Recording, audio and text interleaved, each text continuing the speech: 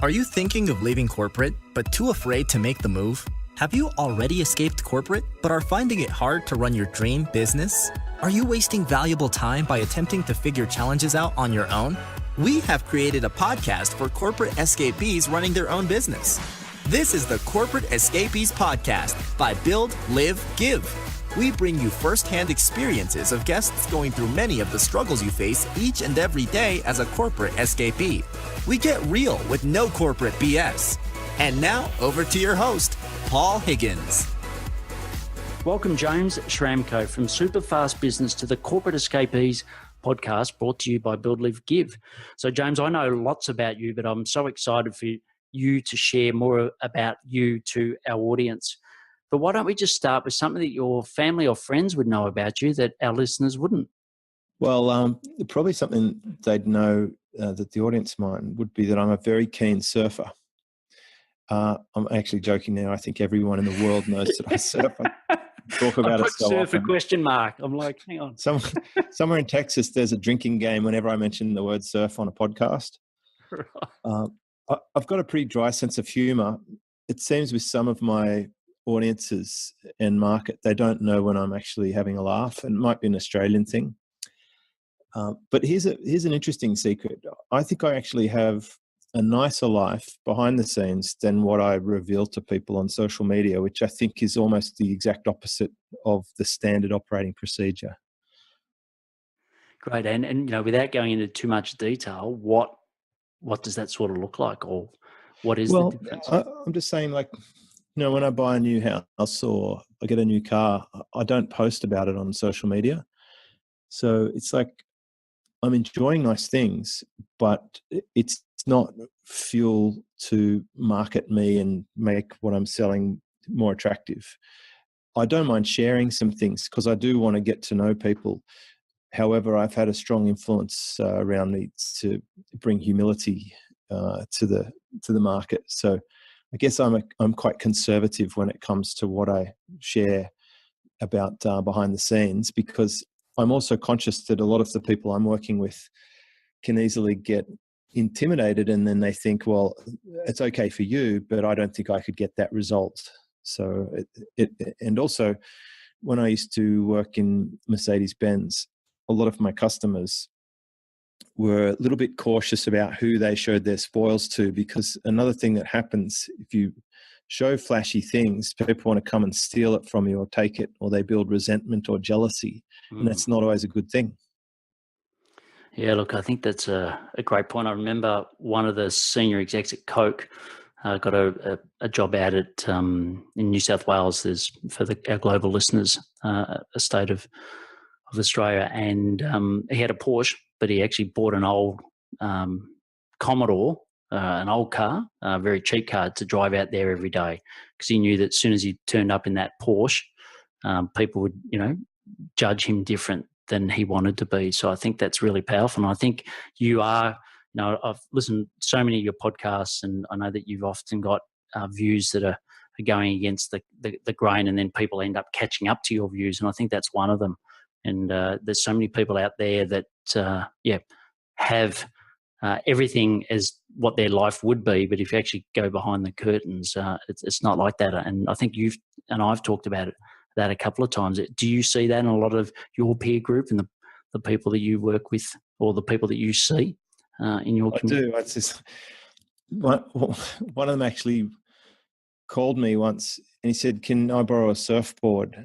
And I said, "Sure, let's go for a surf." And he goes, "Oh no, I'm just out the front of your place. I've got a photographer and we're doing a photo shoot." I'm like, "Okay." So I brought a couple of boards across, and he tucked it under his arm and he's getting the surf shots. And he this one cracked me up. He actually walked over to the shoreline and lay down on the board just near the lapping water. The photographer took shots as if he's paddled out and he's in the back of the lineup. And then gave me the boards back, and I went home, and the whole marketing genre around this guy is lifestyle and that sort of stuff. But he'd probably touch the water maybe once every 6 months. And I'm just like, okay, there's a disconnection there. And knowing you well, I would expect of you to have said something to him. What sort of stopped you from saying something? It sounds like you sort of watched him do it. Were you? Well, that's like, really. That's just the way I've approached it. I've learned a long time ago not to say everything that I think, and engage people. I'm not going to convince people to do something differently. Obviously, that's their play and that's working for them. And that's what I mean. I kind of stay in my lane a bit more now. It would be very easy on social media to get engaged in arguments or to put forward different opinions. I just don't engage anymore. I'm spending a lot less time on there because it does irritate me that people can be disingenuous. And if it's a place that makes me unhappy, I'm not going to visit it. Yeah, and look, thanks to some great advice you gave me, I actually closed down my Facebook group. I had it, for about 6 months, and it was just wearing me tired. I was so, constantly thinking of what I've got to post. There's no engagement, etc. But knowing that I do really good things for people, and I've completely taken off my phone and only check it once or twice a day, and my world hasn't changed. Some of my friends are cancelling their account, and I do think, based on the research that I've read, that in 5 to 10 years from now, it will be very common for people to opt out of social media. They'll realize that it has been a cancer to society. And unless you're very, very disciplined or you have clear goals, social media is going to rob you of a better life. It really will steal from you your dreams, because you can just get so easily distracted there. And you're basically in battle with a genius engineer at Facebook who's trying to hook you into that thing and make you addicted to it. And it's really not the place to go to grow a business. No, and I think some of the changes they made to their news feed recently showed me how nervous they are on that. But what do you think people will gravitate to? So if that does start to go down, what do you think people will gravitate to? They'll be like me. They'll leave their phone at home and start to. I think there'll be a whole movement around analog, about old school. I still wear an analog watch, except for when I'm surfing, which is a GPS tracker, which is for different reasons. But I do think, there'll be people will have to leave their phone at the door, sort of thing, and actually talk to other humans and walk around in society without staring at a screen. And it will be a treat to spend time with a partner with no tech. There'll be no tech dates. We're not far off that right now. I really think, because a lot of the younger generation have, and it's funny, I sound like an old man, but a lot of the younger generation, they've grown up with devices. They've had cell phones since they were kids, and they're scanning Reddit and they're playing games all the time. They don't know what it's like to have quiet, silent time. And I experience that every day when I go analog. When I walk down to the beach with just my surfboard and no ability to send an email or to talk to another person or update my social media from my surfboard, it's just me in the ocean. And I sound like some kind of trippy hippie, but that's what living is. And this other thing is, it's like the Matrix that was in that movie many years ago. It's like people are plugged in and disconnected, and it's going to ruin relationships. It's going to cause people to miss out on actually enjoying life. So I do think there'll be a change where people will just get sick of it. And because I'm a little bit earlier than most of my market, I got sick of being on the computer about 5 or 6 years ago. I just couldn't stand it anymore. I didn't want to wear headphones anymore. Didn't want to sit at a desk anymore. So I've migrated most of my business to a phone. I've built a lot of fortification around my routine to make sure I spend an enormous amount of time away from a computer. And now when I'm on a computer or a device, it's like focus time. When I'm talking to you right now on a computer, that's all I'm doing. But when we stop, I won't be doing anything to do with the computer. Yeah, and look, back in 2011, I did some work for Franklin Covey, which is a global productivity company, and I had the top neuroscientists saying that, social media is effectively, then they predicted, as a bit like smoking, that it's just so addictive that it was going to be the next major impact on our health. So I completely agree with you, and I hope our audience listening who are always caught up, like it's nearly like a double-edged sword. They're told that they've got to go and do all this social media to get more clients, but at the same point, they themselves don't want to be on social media, so they're like scratching their head. And we'll sort of ask you more about that in a moment. But I know you've had a brilliant career at Mercedes, and is it Mercedes or Mercedes? I always get confused what to say. Well, I think if you asked a German, they might say Mercedes. So it's probably somewhere in the middle. To shorten it, as Aussies. I asked the same question of the German guys when they came out, but it's more Mercedes. Right. Mercedes-Benz. Yeah, well, look, we'll put some links in about that journey because I know you've got some brilliant podcasts where you go into that, and I don't want to relive all the detail with the time we've got. But, if you look back on that journey, was there anything holding you back? Was there anything that was sort of stopping you going from, working and being very successful as a GM of a really successful agency into running your own business? Well, the only thing holding me back was my ability to replace my income, which took me about 2.5 years.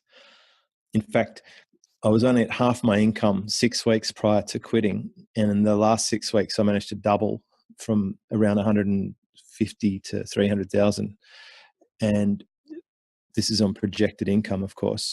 And that was the only thing stopping me, like just having a way to escape. I knew I wanted out. There's no question of that. One of my favorite movies was The Great Escape. I watched it a lot of times. Yes. And I needed to be on the other side of that wall.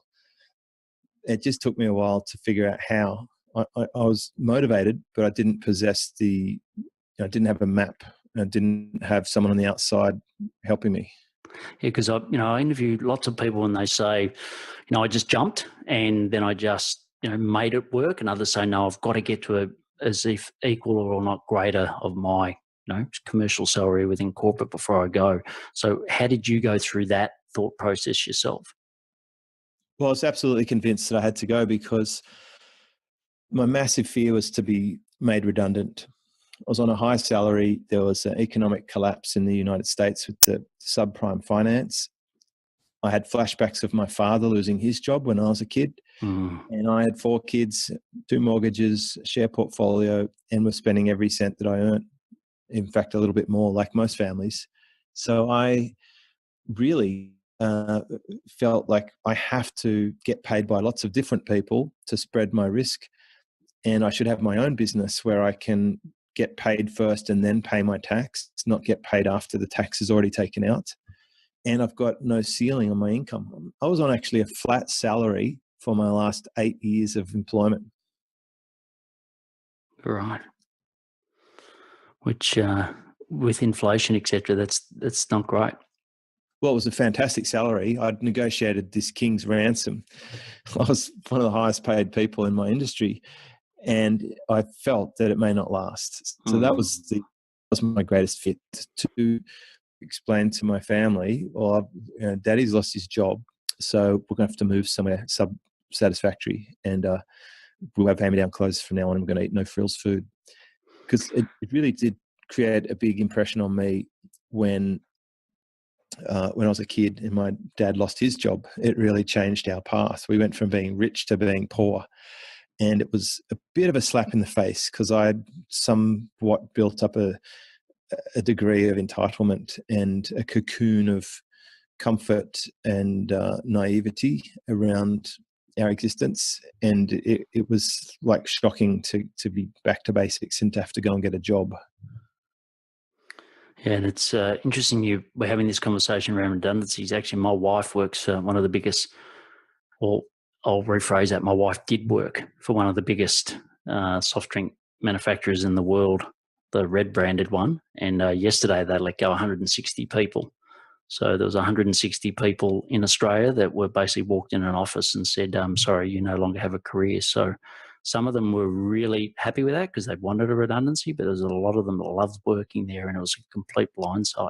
So I think, for a lot of our audience listening, you may be in a situation where you may not be going now, but at some point as Australia really struggles, and certainly in different industries like FMCG, which I came from, it's really, really getting difficult. That there's a high chance that you're going to actually have a redundancy. And I think from what I take from your story is that big moment in your life actually led for you to get into control and actually take destiny in your own hands. Is that sort of the key message? It's a good way of putting it.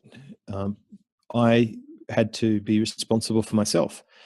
There's this great saying, not sure who to attribute it to, but it's about people walking around in life with their umbilical cord in hand, looking to plug in to the next, feeder. And I had to say, you know what, if it's meant to be, it's up to me. It's like a Brian Tracy saying. Yes. I had to take full responsibility for my outcomes and stop feeling like someone else is going to do it. Like, really, I'd call this the lottery mentality. You see people lining up for that big payday lottery, and that's their strategy for success and wealth. They've got their plan is to win a lottery, which if they've got a better chance of doing than, or about the same chance as being struck by lightning twice, right? Not just once, but twice. Yes. Very low odds they're going to get a payout, but they're basically lying to themselves in a way, saying, you know what, something will come along, someone will provide for me, I will be nurtured, or I'll be gifted this win, or I'll get an inheritance. If that's the mindset, I think it will be very hard to be successful in your own right, because you've deferred or abdicated that responsibility to something else. Yeah, and for me, it was also the fact that they will change at some point. So, if I keep working hard, at some point they'll come around to my way of viewing things. And it took me way too long to realize that they were never going to change. So it wasn't good or bad, but they just weren't going to have the same view on life as me. And trying to wait patiently for that to happen, it was never going to happen, similar to what you said around the redundancy. So I think that's really important. And sort of the next question I've got is, the old saying, what does it take 10 years to be an overnight success? You are hugely successful. I know, you've taught me so much, and a lot of our listeners actually listen to your podcast, and, you've great wisdom, but who helped you? So if you look over those 10 years, what were some of the key decisions you made to help you, get to where you are today? There's so many. There's literally hundreds. It's everything from my sailing friends through to a couple of escapees who got out of the machine and were inspiring me, encouraging me to look beyond. Because when you're stuck inside the corporate machine, they make you feel like that is the whole world. Mm. It's like that movie where that guy is stuck inside a pretend world. It's like that. You feel like no one's going to make it outside. And I got some inspiration from that. I also drew a lot of inspiration from reading business books from people who were alive or dead. I saw Peter Drucker speak at an event that was telecast before he passed away. He was quite inspiring. And I had this, I think I helped myself to some extent with this massive motivation to escape the chopping block. I really felt like the axe was swinging down. I went to work every day for the last few years, wondering if it would be my last day. And no one wants to do that for too long. No, and I just wonder how much of our audience listening is feeling that like that right now. Well, the good news is you can do something about it. I've literally written a book on an escape plan for, where I talked about some of the stories that shaped my journey. And you don't have to go through what I went through to get to where I've gotten to. That 10 years could definitely be compressed, because to give context, back then there was no real icon to follow, or no recipe or path, and certainly no one who was accessible. The biggest frustration I had was all the experts were in the USA. I was able to listen to them on MP3. You're never going to talk to them live or face to face. And even if you did, they're not really able to relate to where you're at. Most of them were selling back then $500 to $1,000 products. And then it went to $2,000 and you get the product but no real support. And that's why over time I wanted to create a solution that didn't exist for me, where you can have accessibility to pathways and things that actually work. Because a lot of the other issue is most of them are regurgitations of regurgitations. Oh, there's a tweetable.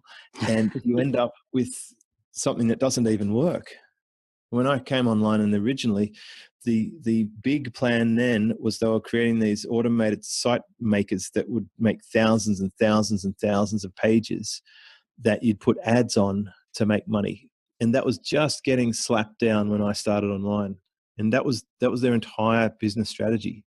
And then in the last 10 years, like, it's gone from one fad to the next fad to the next fad to the next fad. It was AdSense, it was e-commerce, it was high ticket coaching, it was this, it was that, it was crypto at the end of last year until everyone lost their money.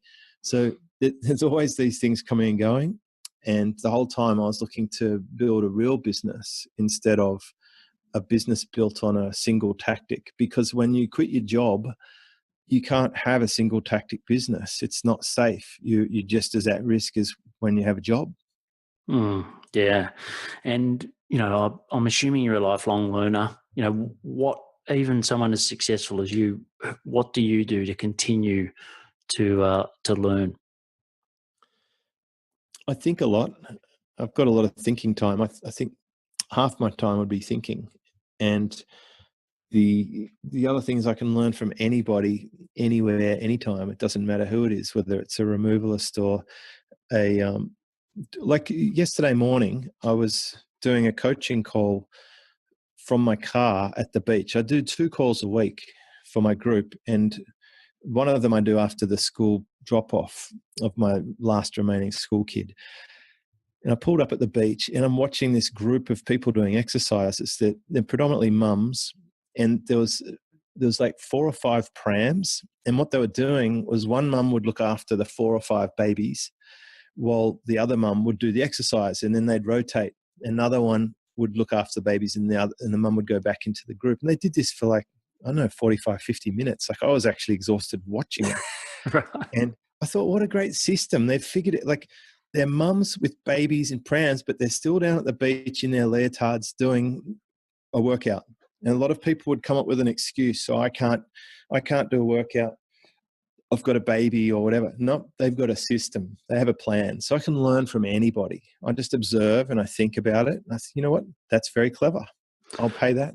Yeah. And look, I think this is still true, but someone told me that mothers groups, which here in Australia, you basically have your baby, first child, 10 mothers get together and you support each other. Like, that's pretty unique around the world. I don't think there's that many other countries that do that. And, you run a membership, I run a membership. I think, that whole theme and what you just said then is sort of the core of why we do what we do. Or certainly it is for me. It's like that mothers club. So it's great that they've taken it one further. And I think that's definitely a Sydney thing. I don't think you get that in Melbourne, but it probably, it'll come to Melbourne in a couple of years' time. Well, in Manly, everyone's up early and exercising. It's a very active suburb. Yeah, for sure. And it's beautiful. I miss the lovely Sydney weather. So the next question I've got is around the build section. And, for a lot of our listeners, they know what you do. But when you walk into a party or someone says, "Hey, James, what do you do?" How do you answer that? Well, I'd say I'm a surfer who helps business owners on the side. It's been typically a very difficult question to answer, because up until the year before last, I had multiple different divisions. It really depends on who was asking. But these days I would say that I coach businesses.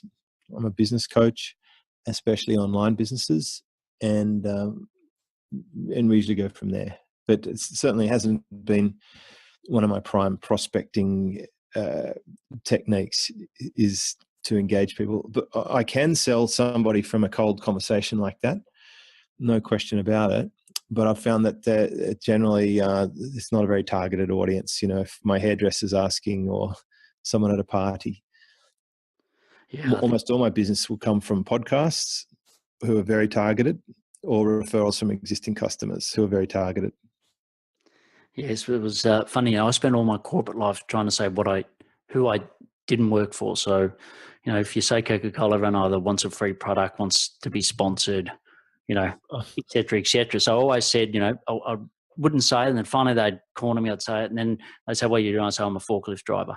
Because then, forklift drivers can't give you any benefit. So the conversation would move on. But then when I left corporate, I didn't know what to say. And I'm sure even my parents listening to this would still say, so what's he do? He works from home. What advice do you give for people to help create that identity for themselves as, you lose one and then you try to create another? I don't really worry about it. I know there's elevator pitches and there's formulas. I was like you hear, I was a dead broke carpet cleaner with a maxed out credit card and blah, blah, blah. Like, I don't know, it doesn't work so much in our market anyway. It doesn't really matter what other people think you do.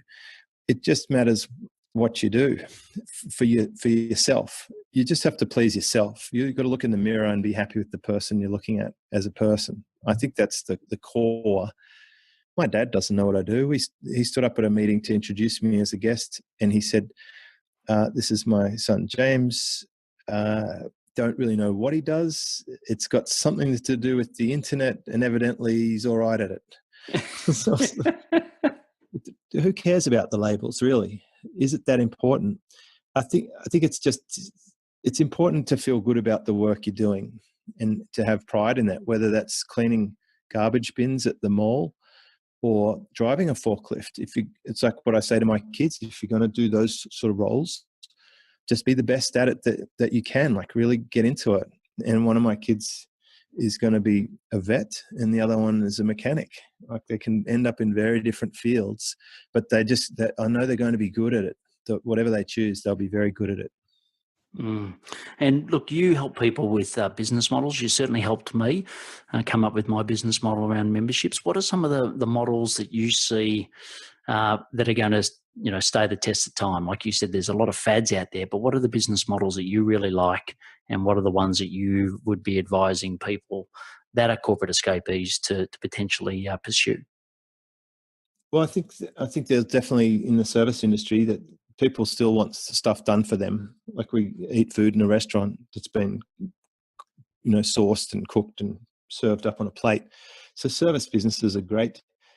Information is not going anywhere. And you could put a side related thing in there, content. Companies like Amazon and Netflix and Apple, they're buying content. They want to buy content.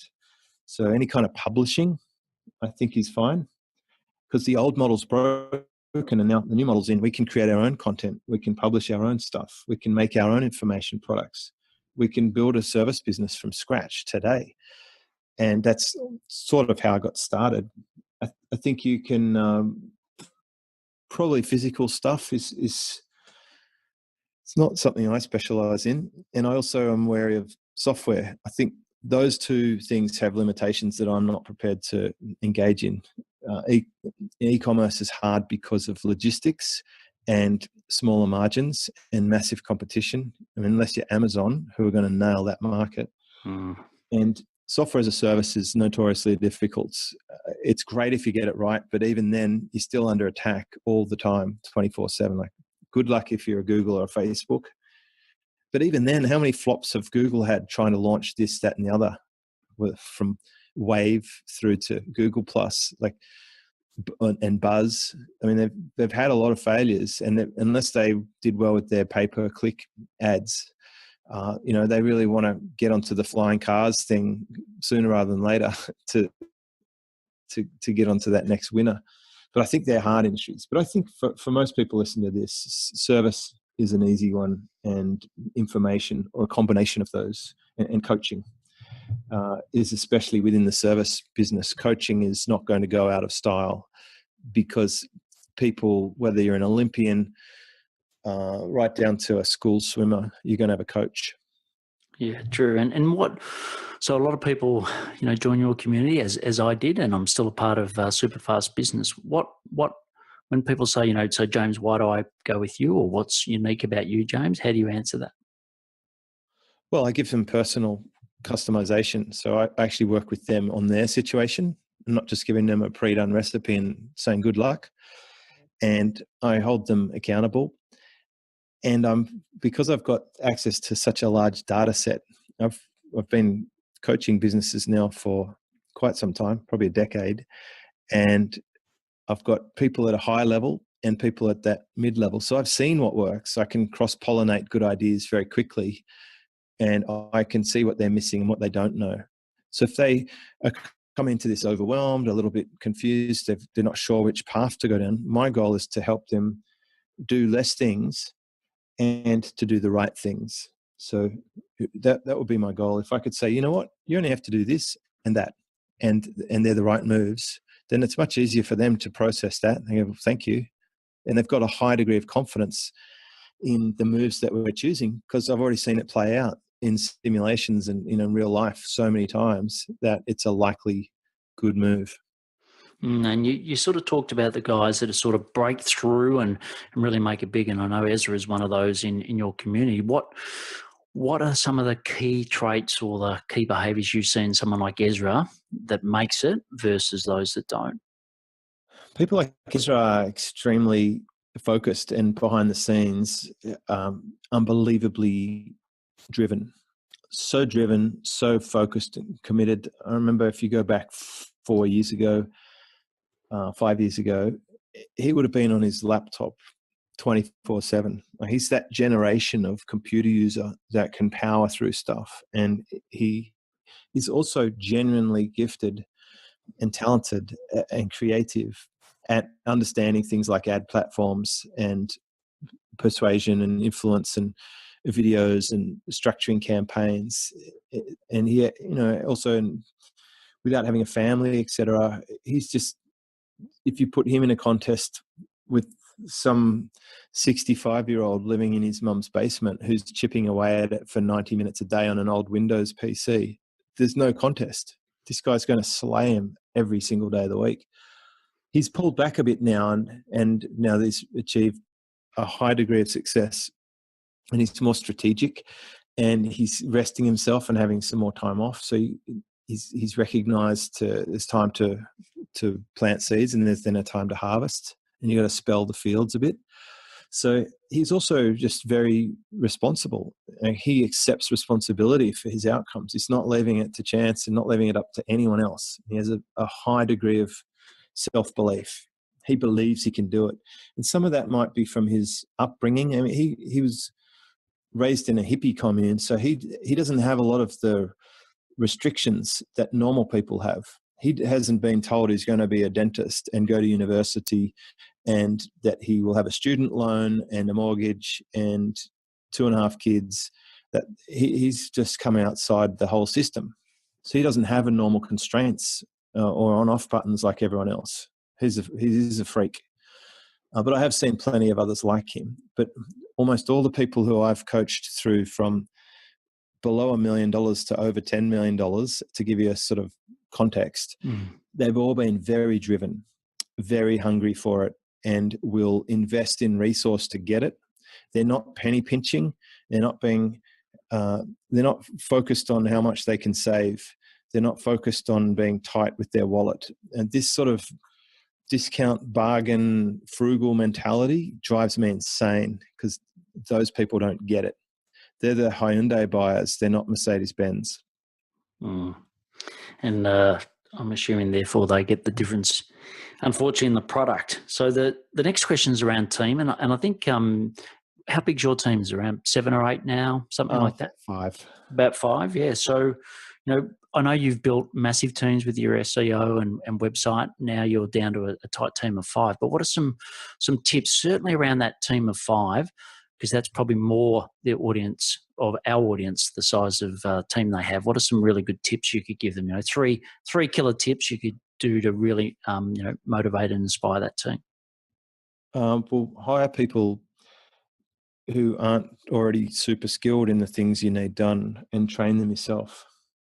Because if you do that, you'll be able to build loyalty. You'll get an amazing product over time. Like 8 years into it, no, actually 9 years now.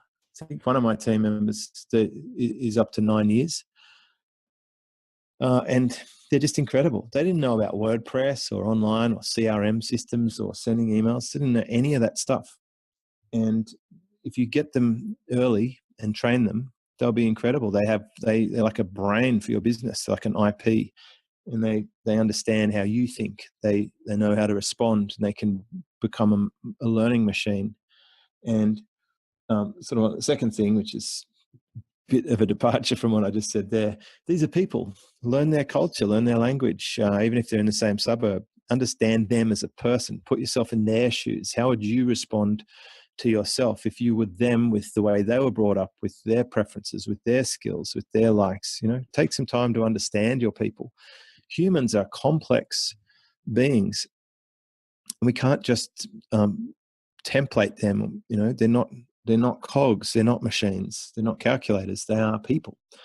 So recognize you're dealing with people and customize for each person, and you'll get a very good experience. The other thing is spend a lot of time rewarding the behaviors that you want. Let them know what good looks like. Let them know when they've done well. Encourage, support, uplift, help them. I don't think you can motivate people, but you can certainly remove the demotivators that seem to be present. A lot of people make life hard for their employees. They want to track their time. They want them to work a specific number of hours. They want to get all these reports. They need them to jump through 75 hoops. I wouldn't want to work for an employer like that. That's not being an employer of choice. I want to create an environment for my team where they like working in my business so much that they never want to leave, that they feel safe, that they are encouraged, that they're growing, they're having a good life. I want my team to have a good life like I have. I don't want them to resent what I'm doing. I want them to be a part of it.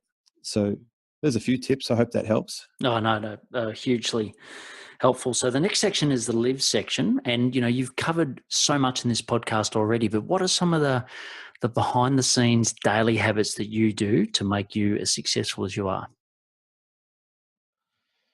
Well, time away from the computer, surf every day, drink water, eat good food, spend time with family, have some thinking time where you don't have to do anything.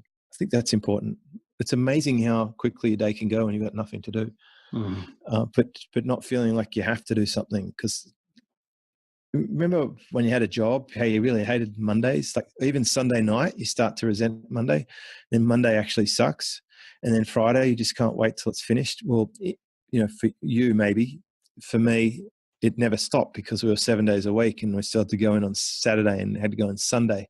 I remember being dragged around the showroom by families of people who've just arrived to Australia on Sunday night, 6:30, while my family's at home watching TV, eating dinner, and I'm still in the showroom with these brand new imports to the country who are just haggling me to death on price, and I'm just wanting to close up. In the end, I'd have to tell them, look, our alarm's about to be set, so you really have to leave now. And I just remember how much that sucked. So talk about flashbacks. This is a traumatic experience for me, Paul. Yeah, I've completely lost where we were. But yeah, no. Look, you sort of in terms of lifestyle, I've built in a lot of. I want to live life on my terms. I want to go to the cinemas on a Monday during the day when there's no one else there. I like to go to the shops on Saturday night, 9 o'clock. There's no one at Woolworths at Saturday at 9 o'clock at night. Everyone else is at the pub trying to pick up or whatever. I like to be counterintuitive. I want to surf while the kids are at school and the tradies are doing their jobs. Life is better that way, and it's a choice, and you can choose it if you set things up right. Yeah, and look, a lot of people, look at you, the success you've had, and say, well, it's easy for him because his business is going so well. He's 10 years in, etc. But I'm in year 1, I'm in year 2, and I'm earning 10K a month, and I'm really struggling to get to 30 or whatever the figure may be, so that they can pull a wage and keep their partner happy.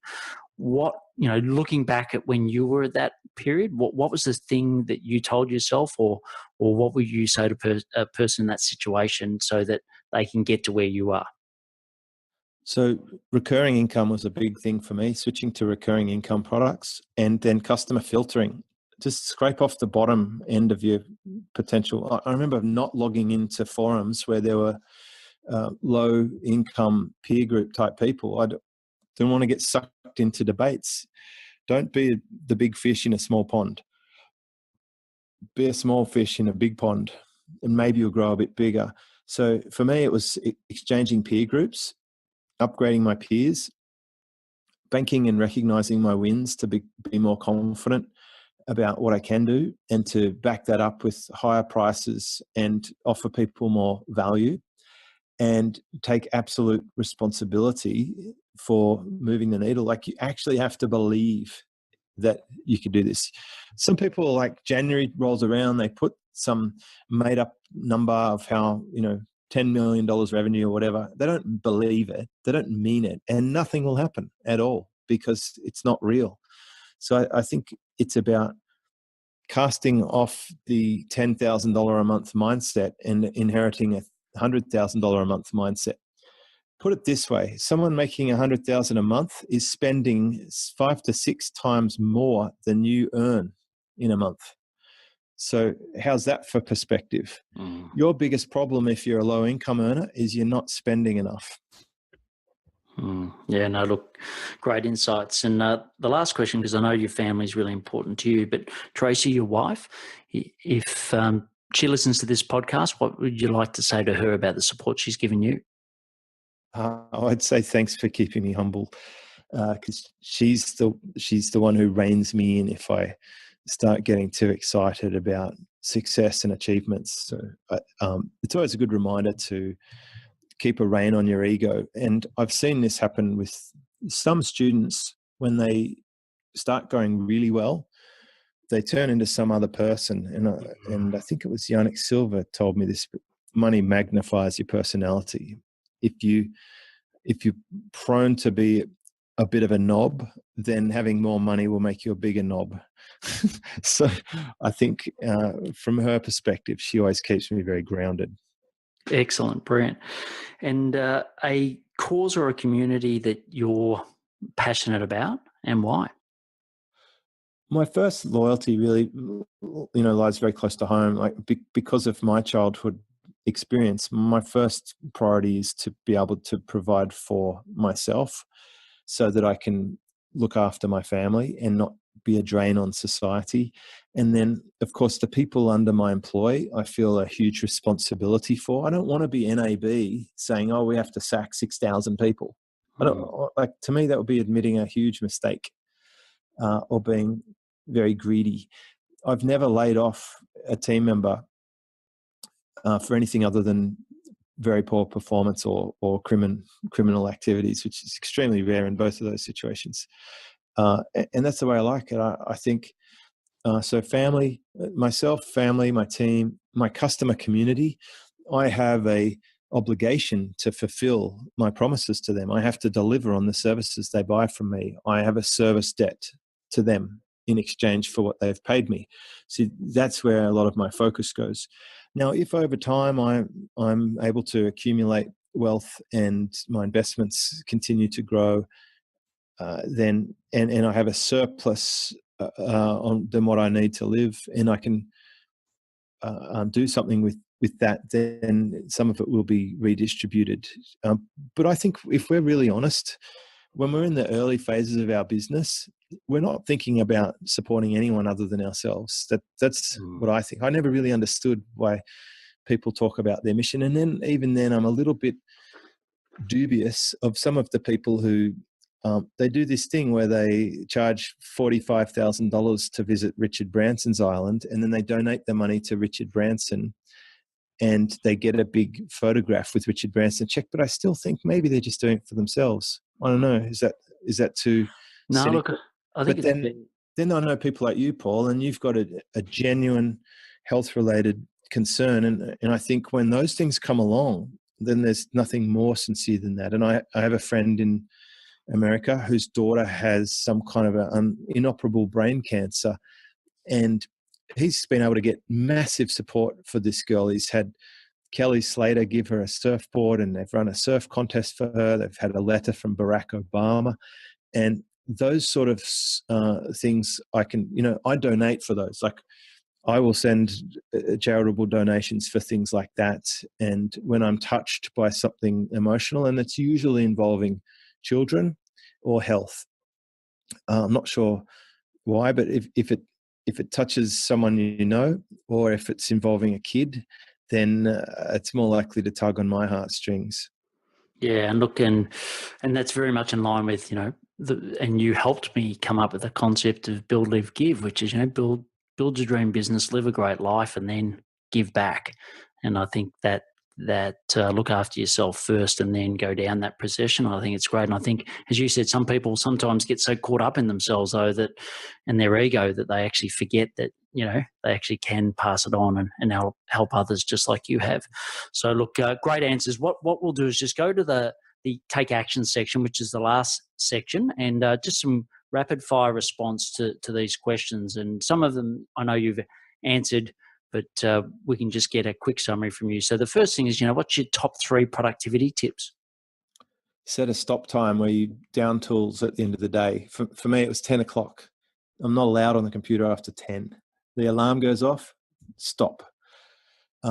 Tip 2, get out of your inbox. You could easily spend 6 hours a day there. Should only be absolutely critical things coming to your inbox, so you could get a support desk instead for your team. And 3, get off Facebook. Seriously, it's a disease. Half an hour a day should be your limit, probably. Great. And I know you use great technology, but you're not a huge fan of technology. But what are a couple of key ones that really help you run that business on your mobile phone, as you suggested? Well, I've got my own forum on there as an app, which is an easy way for me to deliver solutions for my customers, and it's an easy way for them to receive it. So I'm hugely happy with that. It was a surprise, but it made a profound difference to my business, getting an app from our friend Jared Robinson. And my surf forecast app, it really does run my world. Like, depending on the tide and the wind is when I'm going to surf that day, and I build my day around that. And my Rip Curl app, this is where I wear a GPS watch and it tracks my surf. It's helping me be a better surfer. That thing where you can track something or test and measure and compare. Yes. It's helping me analyze where the right spots to sit are and which boards are faster. It's cool. And then Onduro, I'd give a plug for that. I think that's been a fantastic app where I'm able to make a custom video for everyone who joins my community, and let them know instantly they made a great investment, that I do care about them and it's not just hype. Yeah, brilliant. And other than your book and podcasts, what are some other podcasts or a book that you'd recommend? I don't listen to podcasts, so what would we want to learn? That's my question. Well, I think, I suppose a lot of the virtues that you've talked about today. So maybe your book is a great suggestion, and we'll certainly have a link to that in the. I liked Principles. Principles. Yeah. I've heard that a lot lately. Got it on Audible to. He reads it himself on Audible. It's a great listen. Great. Okay. Brilliant. And what's some parting advice? You've given so much brilliant advice over this podcast, but what's some parting advice? I would say pick something that I've mentioned that resonates, or that you feel resistance for. If it's true and you don't want to face it, circle it and act on that. Just pick one thing from this conversation to implement, and then tell Paul that you did it somewhere in the comments wherever this episode appears, so that we know that the message is resonating. That would be a good thing to do. Brilliant. And how can people find out more about you? Head over to superfastbusiness.com. You'll see the podcast. There'd be a link to the book on Amazon. Hopefully there's like nearly 600 podcasts there. So if you use the search tool, you'll definitely find something that will solve your current challenge. Brilliant. Well, look, James, I take notes, and I think this is the first time that I've completely filled my A4 page here of brilliant insights that you've given. I know you've been really supportive in my career after leaving corporate. I was in the wilderness. I was sort of lost, and you brought it back together, really got me on track. So I'll always be indebted to you for that. And I hope that our audience love this podcast as much as I have recording it with you, and they go out and get your book. And, I think there's a lot of people out there that say what people think need to be heard, but I think you're one of those key people that really say what people need to hear. So keep doing the great job you're doing. Thank you. I hope you're inspired by listening to our wonderful guest stories. All of our guests know the one ingredient to rapidly grow their dream business. That is picking the right suppliers. Let's face it, it's too hard doing it all on your own. So with this in mind, we have created a free on-demand training which gives you the 4 essential questions to ask suppliers. I've combined my 18 years experience at Coca-Cola and 7 years advising corporate escapees all over the world to give you actionable advice in less than 25 minutes. Simply go to buildlivegive.com/webinar. If you are tired of underachieving and want to fill gaps in skills, please watch our on-demand training now. The link will also be in the show notes. Please check it out.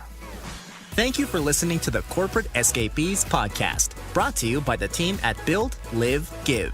If you found this podcast helpful, please share it with other corporate escapees. If you would like to join a community of like-minded peers, please visit www.buildlivegive.com. Until next time, thanks for